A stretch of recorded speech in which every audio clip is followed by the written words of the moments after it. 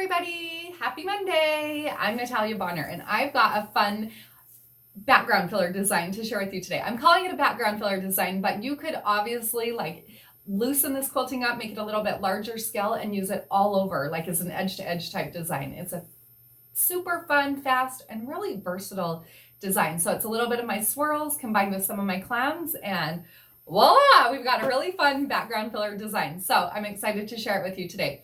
The quilt that I am quilting on today, I'm just going to let you know before we get to the video, this is one of my panels for my stitch along, Let's Stitch a Block a Day. So this is actually panel number 5.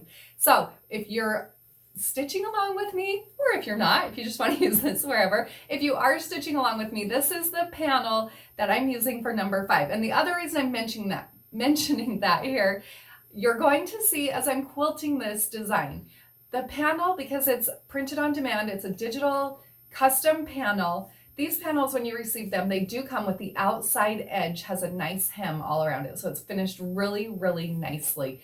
Because of that hem now, however, I'm going to cut that off when I'm ready to bind this quilt. So when I baste my panel, I'm only basting right up until right where that hem starts. So you'll see that the outside of the fabric kind of lifts a little bit, the outside edge. If this were an actual quilt and I didn't have that hem there around the outside of the quilt, I would have basted closer to the outside and kept those outsides secure a little bit more.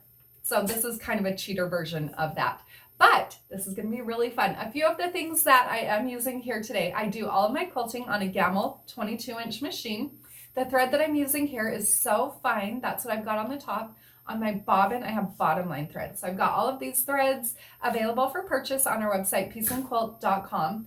The batting that I'm using here is 1 layer of the Quilter's Dream Poly Deluxe.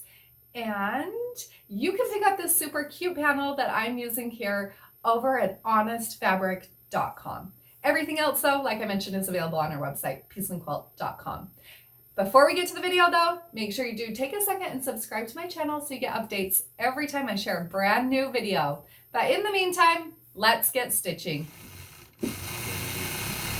I'll begin stitching. Now when I stitch a background filler, I like to start on the left side of my quilt and work across my quilt like I'm doing here. A big part of this has to do with the fact that I do all of my quilting on a long arm machine. I'm working here on the Gamble 22-inch machine. This is hand-guided quilting and I am stitching at 12 stitches per inch. So you'll notice with this design, it's just a really fun, playful combination of my swirls and also my clam filler design. I like the combination of the two of them because they play really nicely together. They're a very similar shape.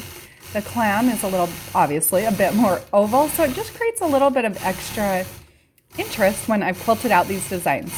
So as I'm quilting this out, you'll see that I started out by stitching a swirl. When I'm stitching that swirl, I swirl into the center.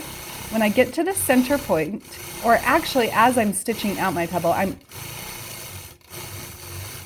as I'm stitching out my swirl, I'm actually always thinking ahead.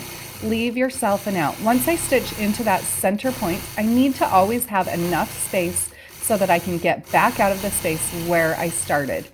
Another thing to point out when I'm stitching these swirls, I do try to alternate directions. It just makes a nice overall look. If all of my swirls are curving towards the right side, then when I look at my quilt, it's going to look like the quilt's falling towards the right, versus if I alternate directions, it'll make it just look nice and uniform all over. So for this design, I'll stitch a few of those swirl designs and then I'll start to add in some clams. Now the clams aren't necessarily to fill in small spaces, but they are a great design to fill in those smaller spaces. So if I get a tiny little space that I need just something extra, then I can always go in and add one of those clams. Another thing I do want to point out with this design, as I'm quilting it out, you can see here that echo stitching is your friend. So when you're stitching, if you need to travel from one point to another, get to a new place, I'm always adding echo stitches. They're a great way to fill, they're a great way to travel. And you know, if you get stuck out on the outside of the quilt, you can always just stitch along there or echo along to another place before you start more quilting. I'll let you just watch for a few minutes, but if you do want more quilting like this, more inspiration, make sure you do check out my book and my online class, Beginner's Guide to Free Motion Quilting.